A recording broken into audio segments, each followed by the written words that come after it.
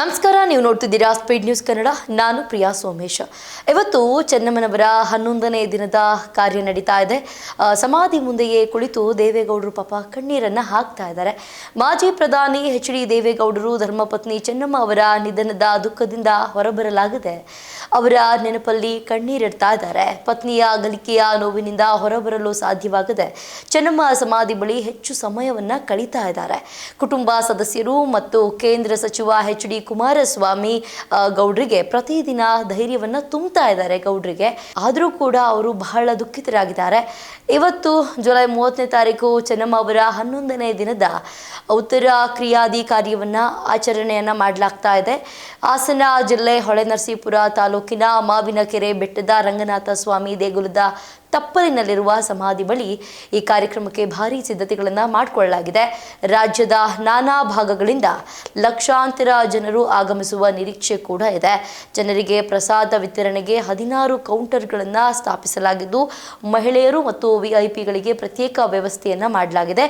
ಯಾವುದೇ ನೂಕುನುಗ್ಗಲು ಆಗದಂತೆ ಬ್ಯಾರಿಕೇಡ್ಗಳನ್ನು ಅಳವಡಿಸಲಾಗಿದೆ. ಕುಮಾರಸ್ವಾಮಿ ಅವರು ಸ್ವತಃ ಅವರೇ ನಿಂತುಕೊಂಡು ಎಲ್ಲ ಸಿದ್ಧತೆಗಳನ್ನು ಪರಿಶೀಲಿಸಿದ್ದು ಸಾವಿರಾರು ಸಿಬ್ಬಂದಿಗಳು ಆಹಾರ ತಯಾರಿಕೆಯಲ್ಲಿ ನಿರತರಾಗಿದ್ದಾರೆ. ಜುಲೈ ತಿಂಗಳ 18ರಂದು ನಿಧನರಾದ ಚೆನ್ನಮ್ಮ ಅವರ ಉತ್ತರ ಕ್ರಿಯಾ ವಿಧಿವಿಧಾನಗಳು ಇಂದು ನಡೆಯಲಿದೆ. ಗಣ್ಯರು ಆಗಮಿಸುವ ಹಿನ್ನೆಲೆಯಲ್ಲಿ 5 ಹೆಲಿಪ್ಯಾಡ್ಗಳನ್ನು ಸನ್ನದ್ಧ ಸ್ಥಿತಿಯಲ್ಲಿ ಇಡಲಾಗಿದೆ. ಸುಮಾರು 2 ಲಕ್ಷಕ್ಕೂ ಹೆಚ್ಚು ಜನ ಆಗಮಿಸುವ ನಿರೀಕ್ಷೆ ಕೂಡ ಇದ್ದು ಸುಮಾರು 6 ಲಕ್ಷಕ್ಕೂ ಹೆಚ್ಚು ಆಮಂತ್ರಣ ಕೊಡಲಾಗಿದೆ.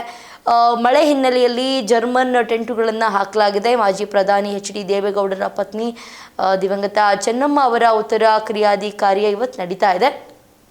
ಎಲ್ಲ ಸಿದ್ಧತೆಗಳು ಕೂಡ ತಯಾರಾಗಿದೆ. 2 ಲಕ್ಷ ಜನರು ಬರುವಂತಹ ನಿರೀಕ್ಷೆ ಕೂಡ ಹೊಂದಿದ್ದಾರೆ.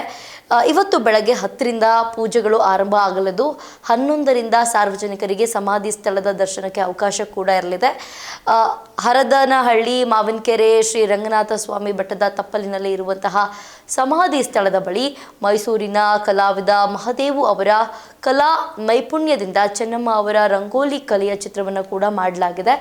ಅಮ್ಮನ ಮೇಲೆ ಅವರು ಇರಿಸಿರುವಂತಹ ಅಭಿಮಾನ, ಗೌರವ ಭಾವಕ್ಕೆ ನಾನು ಕೃತಜ್ಞತೆ ಅನ್ನು ಸಲ್ಲಿಸ್ತೇನೆ ಅಂತ ಕೇಂದ್ರ ಸಚಿವ ಕುಮಾರಸ್ವಾಮಿ ಅವರು ತಿಳಿಸಿದ್ದಾರೆ. ಲಕ್ಷ ಜನ ಬರುವ ನಿರೀಕ್ಷೆ ಇದೆ. ಅಂದಾಜು ಒಂದು 2 ಲಕ್ಷ ಬರುವಂತಹ 2 ಲಕ್ಷ ಜನ ಬರಬಹುದು ಅನ್ನುವಂತಹ ನಿರೀಕ್ಷೆ ಕೂಡ ಇಟ್ಕೊಂಡಿದ್ದಾರೆ. ಅವರ 11 ದಿನದ ಕಾರ್ಯಕ್ಕೆ 1 ಲಕ್ಷಕ್ಕೂ ಅಧಿಕ ಮಂದಿ ಆಗಮಿಸಲಿರುವ ನಿರೀಕ್ಷೆ ಇದ್ದು ಪಾರ್ಕಿಂಗ್ ವ್ಯವಸ್ಥೆ ಕೂಡ, ಊಟಕ್ಕಾಗಿ ಪ್ರತ್ಯೇಕ ಆಸನ ಮತ್ತು ಕೌಂಟರ್ ಅನ್ನು ತೆರೆಯಲಾಗಿದೆ. ಊಟ ಸಿದ್ಧ ಮಾಡುವ ಜವಾಬ್ದಾರಿಯನ್ನ ಮಯಾಸ್ ಗ್ರೂಪ್ನವರಿಗೆ ವಹಿಸಲಾಗಿದೆ. ಸುಮಾರು 6 ವಿವಿಧ ಸಿಹಿ ತಿಂಡಿ ಸೇರಿ ಅಡಿಗೆ ತಯಾರಾಗ್ತಾ ಇದೆ. ಸಾಮಾನ್ಯರು ಗಣ್ಯರು ಸೇರಿದಂತೆ ಪ್ರತ್ಯೇಕವಾಗಿ 16 ಕೌಂಟರ್ ಅನ್ನು ತೆರೆಯಲಾಗಿದೆ. 1,500 ಅಡುಗೆ ಭಟ್ರು ಅಡುಗೆಯನ್ನು ತಯಾರು ಮಾಡ್ತಾ ಇದ್ದಾರೆ. 1,500 ಜನ ಅಡುಗೆ ಭಟ್ರಿದ್ದಾರೆ. ವಾಹನಗಳ ವ್ಯವಸ್ಥೆ ಕೂಡ ಮಾಡಿಕೊಂಡಿದ್ದಾರೆ. ಕಾರ್ಯ ನಡೆಯುವ 1 ಕಿಲೋಮೀಟರ್ ದೂರದಿಂದಲೇ ವಾಹನ ನಿಲುಗಡೆ ವ್ಯವಸ್ಥೆಯನ್ನು ಮಾಡಲಾಗಿದೆ. VIP ಮಾರ್ಗ ಮತ್ತು ಪಾರ್ಕಿಂಗ್ ಸ್ಥಳ, ಸಾರ್ವಜನಿಕ ಮಾರ್ಗ, ಊಟದ ಸ್ಥಳಕ್ಕೆ ದಾರಿ, ಕಡ್ಡಾಯವಾಗಿ ಎಡಕ್ಕೆ ಪಾರ್ಕಿಂಗ್, ಮಹಿಳೆಯರ ಊಟದ ಸ್ಥಳಕ್ಕೆ ದಾರಿಯಾಗಿರಬಹುದು, ಬೈಕ್ ಕಾರು ನಿಲುಗಡೆಗೆ ಪ್ರತ್ಯೇಕ ಮಾರ್ಗವನ್ನು, ಅದ್ರ ಜೊತೆಗೆ VIP ಅವ್ರ ಗಾಡಿ ನಿಲ್ಲಿಸೋದಕ್ಕಾಗಿರ್ಬಹುದು, ಅವರು ಬರೋದಕ್ಕಾಗಿರ್ಬಹುದು ಎಲ್ಲ ಸಕಲ ಸಿದ್ಧತೆಗಳನ್ನು ಮಾಡಿಕೊಂಡಿದ್ದಾರೆ. ಮಹಿಳೆಯರು ಹಾಗೆ ಸಾರ್ವಜನಿಕರ ಊಟಕ್ಕೆ ಪ್ರತ್ಯೇಕವಾದಂತಹ ಸ್ಥಳ ನಿಗದಿಯನ್ನು ಮಾಡಲಾಗಿದೆ. ಮಹಿಳೆಯರು ಬಂದಾಗ ನೂಕುನುಗ್ಗಲಾಗಬಾರ್ದು, ಮಹಿಳೆಯರಿಗೆ ಯಾವುದೇ ಕಾರಣಕ್ಕೂ ಹಿಂಸೆ ಆಗಬಾರ್ದು ಅನ್ನುವಂಥ ಕಾರಣಕ್ಕೆ ಮಹಿಳೆಯರು ಹಾಗೆ ಸಾರ್ವಜನಿಕರು ಯಾರಿದ್ದಾರೆ ಅವರೆಲ್ಲರಿಗೂ ಕೂಡ ಊಟದ ಪ್ರತ್ಯೇಕ ಸ್ಥಳವನ್ನು ನಿಗದಿ ಮಾಡಲಾಗಿದೆ.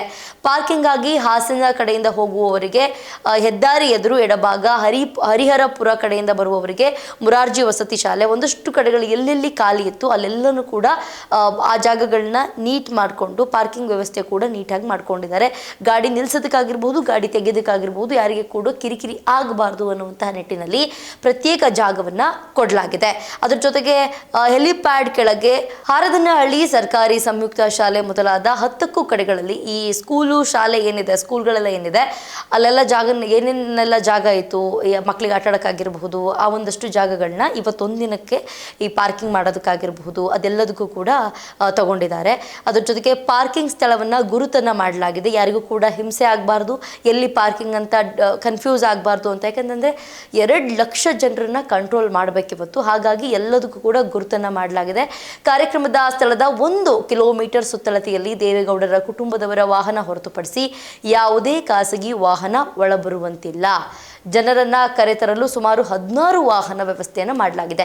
ಈಗ 1 ಕಿಲೋಮೀಟರ್ ಆಚೆ ನಿಲ್ಲಿಸಿದ್ರೆ ಪಾಪ ಅಲ್ಲಿಂದ ನಡ್ಕೊಂಡು ಬರಬೇಕಾ ಅಂತ ಇದಿತ್ತು. ಬಟ್ 16 ವಾಹನಗಳ ವ್ಯವಸ್ಥೆಯನ್ನು ಮಾಡಲಾಗಿದೆ. ಈ 1 ಕಿಲೋಮೀಟರ್ ಆಚೆ ನಿಲ್ಲಿಸಿದಂಥವರು ಯಾರೇ ಆಗಿರಬಹುದು, VIP ಆಗಿರಬಹುದು, ಜನಸಾಮಾನ್ಯರಾಗಿರಬಹುದು, ಮಹಿಳೆಯರಾಗಿರ್ಬೋದು, ಆ 1 ಕಿಲೋಮೀಟ್ರಿಂದ ಅಲ್ಲಿಂದ ಒಳಗಡೆಗೆ ಈ ಊಟದ ವ್ಯವಸ್ಥೆ ಏನಿದೆ ಅಲ್ಲಿವರೆಗೂ ಸ್ವತಃ ಈ ಕುಟುಂಬದವರೇ 16 ವಾಹನಗಳ ವ್ಯವಸ್ಥೆಯನ್ನು ಮಾಡಲಾಗಿದೆ. ಅಲ್ಲತ್ಕೊಂಡ್ರೆ ಇಲ್ಲಿ ಬಂದು ಇಳಿಬಹುದು. ಅಧಿಕಾರಿಗಳು, ಸಿಬ್ಬಂದಿ ಸೇರಿ 750ಕ್ಕೂ ಹೆಚ್ಚು ಮಂದಿಯನ್ನ ನಿಯೋಜನೆ ಮಾಡಲಾಗಿದೆ.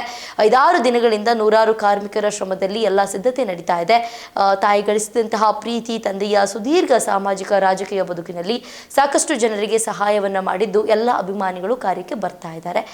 ಬಟ್ ಅದರ ಎಲ್ಲ ಸಕಲ ಸಿದ್ಧತೆಗಳನ್ನು ಮಾಡ್ಕೊಂಡಿದ್ದಾರೆ. ಯಾರಿಗೂ ಕೂಡ ಸಮಸ್ಯೆ ಆಗದಂತೆ ಎಲ್ಲ ವ್ಯವಸ್ಥೆಯನ್ನು ಮಾಡಲಾಗಿದೆ.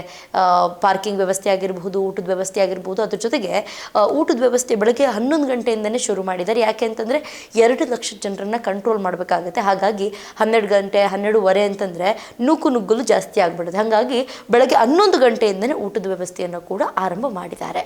ಇದಾಗಿತ್ತು ಇವತ್ತಿನ ವಿಶೇಷ. ನೋಡ್ತಾ ಇರಿ ಸ್ಪೀಡ್ ನ್ಯೂಸ್ ಕನ್ನಡ. ಸುದ್ದಿ ನಿಮ್ಮದು, ವೇಗ ನಮ್ಮದು.